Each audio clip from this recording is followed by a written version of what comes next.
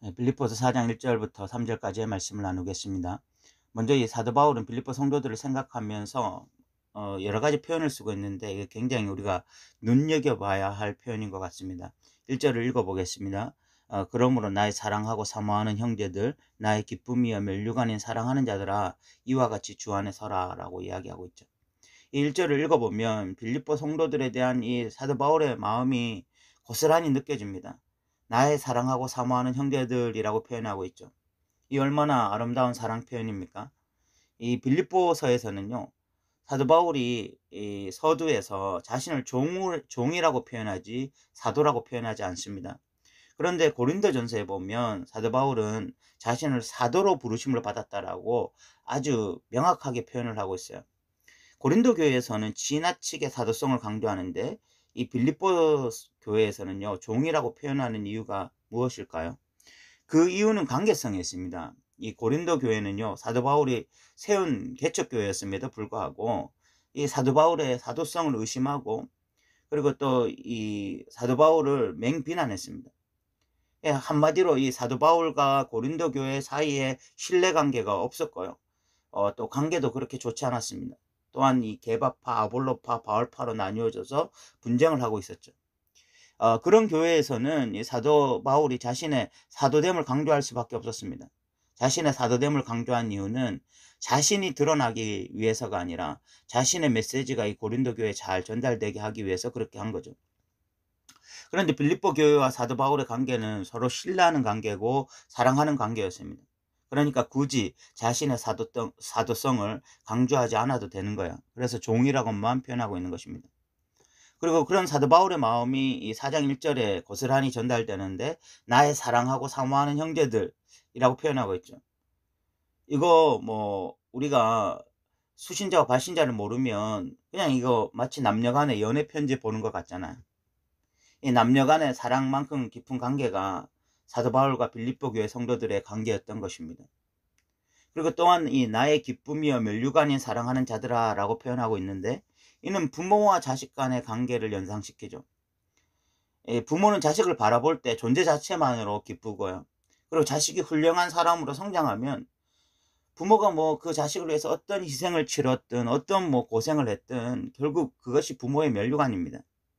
사도 바울도 그렇게 생각했던 것 같습니다. 이 빌립보 성도들 존재만으로도 사도 바울에게는 큰 기쁨인데, 그럼 빌립보 교회 성도들이 복음에 같이 동참하고 고난에 동참하고 이런 모습을 보니까 뭐 그냥 이 사도 바울의 멸류관이 되었던 것이죠. 마치 정말 이 영적인 아비와 영적인 자녀로서 그런 아주 영적인 이 부자 관계를 형성했던 것이 바로 이 사도 바울과 고린도 교회, 이 빌립보 교회의 관계였던 것입니다. 오늘날 교회는 이 메가처치가 롤 모델이 되면서 이런 아비와 자식 같은 영적 관계들, 또 마치 이 성도들 간에 또는 목사와 성도들 간에 이런 애인과 같은 이런 애틋한 마음들이 사라지는 것 같아요. 이 교회들이 규모가 커지면서 조직이 되고 담임 목사는 기업의 회장 같은 존재가 되면서 1년에 담임 목사와 개인적으로 뭐 식사 한번 하기 어렵고 뭐 깊은 교제하기에는 더 어려워지는 그런 실정입니다. 그런데 이런 목사와 성도 간에 서로 연애하는 것처럼 애틋하고 부모와 자식처럼 이렇게 영적으로 교통한다면 그러면 이거 정말 행복한 일 아닙니까? 그런 교회의 담임 목사, 성도들은 세상에서 가장 행복한 신앙생활을 하는 것이 아닐까라는 생각을 해보게 돼요. 그런데 이것은 꼭 뭐 메가처치만의 문제가 아니에요. 저처럼 작은 교회를 섬기고 있는 자들이라고 해서 그냥 뭐 이 목사와 성도들 간의 관계가 무조건 좋다라고 하는 보장이 없죠. 결국은 어떤 이 목사는 목사로서의 어떤 수고를 감당하고 또 성도는 성도로서의 어떤 최선을 다하면서 이런 관계들이 생겨나는 것 같습니다. 정말 이 메가처치든 아니면 이런 저처럼 작은 교회든지 이런 관계들이 회복되어질 때에 우리의 이 신앙의 행복 지수가 굉장히 높아진다고 생각해요. 정말 이 목사님을 보고 있으면 너무 힘들고 또 성도들을 보고 있으면 너무 힘든 이런 목회 생활을 한다면 얼마나 불행하겠습니까? 그리고 또 성도와 성도 간에 그렇다면 또 얼마나 힘들겠어요. 여러분 정말 우리에게도 이런 고백들이 있었으면 좋겠어요. 정말 이 목사가 성도들을 바라볼 때 나의 사랑하고 사모하는 형제들, 나의 기쁨이여 면류관인 사랑하는 자들아 라고 표현할 수 있으면 좋겠고, 성도들 역시 어떤 목사님을 바라볼 때 동일한 그런 표현을 할 수 있으면 좋겠다라는 생각을 해보고요. 사도 바울은 그 빌립보 성도들에게 이와 같이 주 안에 서라라고 권면하는데, 이는 하늘의 시민권 잡게 살라는 권면입니다. 이는 빌립보서 1장 27절에 오직 너희는 그리스도의 복음에 합당하게 생활하라 라는 말씀의 이 동의어고, 3장 20절에 우리의 시민권은 하늘에 있다 라는 말씀의 연장선상에 있는 것입니다. 이 빌립보 성도들이 이 땅에 살지만 하늘 시민권자로서 이 땅에서 하나님의 용사로 살아가라 이 말입니다. 여기 주 안에 서라라는 거 말할 때 이 서라라는 말이 이 군인들에게 쓰는 용어였거든요. 군인들이 적군이 몰려올 때 방패를 들고 굳건하게 서 있는 그 모습을 연상하면서 서라고 말하는 거야. 그러니까 지금 이 빌립보 성도들이 주님 안에서 정말 하나님의 용사로서 그렇게 담대하게 서서 신앙생활 제대로 하라라고 권면하고 있는 거죠. 그리고 난 이후에 이 사도 바울은 이제 교회의 구체적인 문제를 언급하고 있는데, 그것이 바로 이 유오디아와 순두계의 갈등이었습니다. 이 유오디아와 순두계는 둘 다 여성의 이름입니다. 이 두 여성은요 빌립보 교회의 핵심 리더자였던 것으로 보이는데, 이 둘 사이에 갈등이 생긴 것입니다. 그 갈등이 구체적으로 무엇인지 정확하게 알지 못하는데, 사도 바울이 이렇게 같은 마음을 품으라고 권면할 뿐 이들의 행동을 문제 삼지 않고 있어요. 이것을 봐서는 이 사람들이 어떤 행동적인 문제가 있었기 때문이 아니라 그냥 이 사람들이 가지고 있는 생각의 차이, 행동의 차이로 인한 갈등으로 보입니다. 이런 일은 뭐 우리 인간사에서 비일비재하게 일어나는 일이죠. 교회도 사람들이 모인 곳이기 때문에 생각이 다를 수 있고 가치관이 다를 수 있고 그에 따른 또 행동이 다르게 나올 수 있습니다. 심지어 뭐 10년, 20년을 같이 산 부부도 때로는 생각의 차이, 또 가치관의 차이, 행동의 차이로 인해서 갈등이 일어나는데, 성도들 간에 이런 갈등이 왜 생기지 않겠습니까?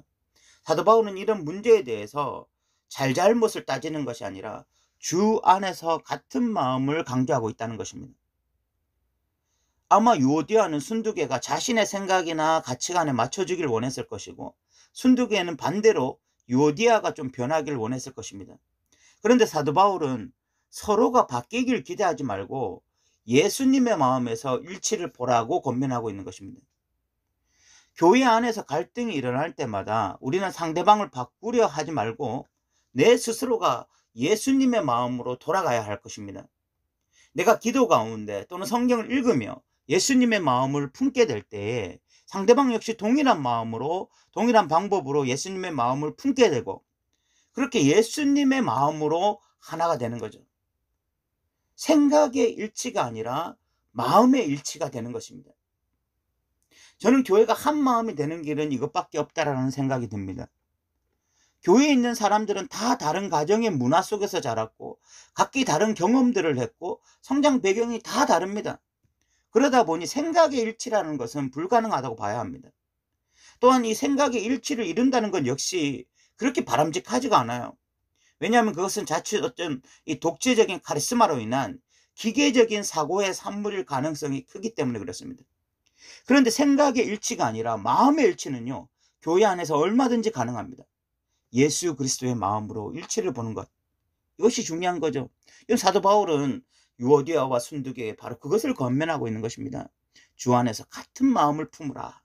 예수님의 마음이죠. 사도 바울이 빌립보서 2장 5절에 너희 안에 이 마음을 품으라, 꼭 그리스도 예수의 마음이다 라고 권면했던 바로 그 마음 말입니다. 3절에 사도 바울은 복음에 힘쓰던 저 여인들을 도우라고 말하는데, 이는 유오디아와 순두계가 비록 두 사람 사이에 갈등은 있지만 복음적으로 굉장히 열심히 있는 자들임을 잘 보여주는 것이고요. 이 글레멘디에 대해서도 언급을 하고 있는데 이 사람이 정확하게 누구인지 우리는 좀 알 길이 없습니다. 왜냐하면 이 구절에서만 유일하게 등장하는 사람이기 때문에 그렇습니다. 또한 나의 동역자들을 도우라 라고 말하는데, 이는 뭐 디모데나 에바브로디다나 그의 사도 바울 가까이 있는 협력하는 동역자들을 의미할 것입니다. 오늘 우리는 이 좀 몇 가지를 살펴봤는데, 첫 번째가 사도 바울이 성도들을 향해서 주 안에서 서라 라고 권면하면서 이 성도들을 향한 사도 바울의 이 애틋한 마음을 우리가 알 수 있었습니다. 마치 연애하는 애인 사이 같기도 하고, 또 부모와 자식 같은 이 관계는요, 깊은 영적 교류에서만 오는 것입니다. 저는 이런 깊은 영적 교류 속에서 오는 관계야말로 가장 친밀하고 끈끈한 관계라고 확신합니다. 교회에는요, 이 관계라고 하는 것이 그냥 뭐 식사, 뭐 맛있는 식사 함께 하고, 아니면 뭐 좋은 영화 같이 보고, 아니면 뭐 레크레이션을 같이 하고, 이렇게 해서 오는 관계가 아니라 깊은 그 영적 교제에서 오는 관계. 그 성도와 성도가 어떤 성령의 교통으로서 깊은 영적 교제를 하게 될 때 오는 그 관계, 그 관계가 바로 사랑하고 사모하는 형제들이고 나의 기쁨이고 면류가는 사랑하는 자들아, 이렇게 표현할 수 있는 관계가 된다라고 생각해요.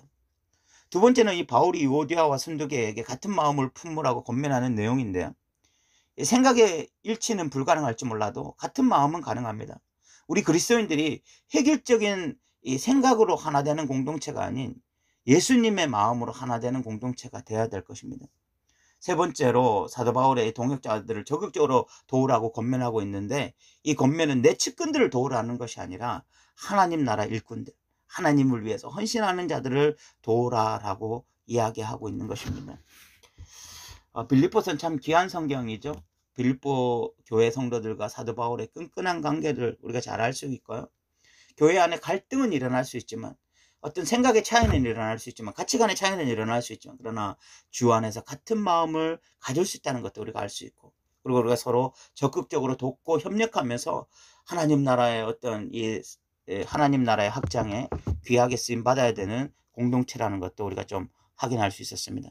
오늘도 들어주셔서 감사합니다.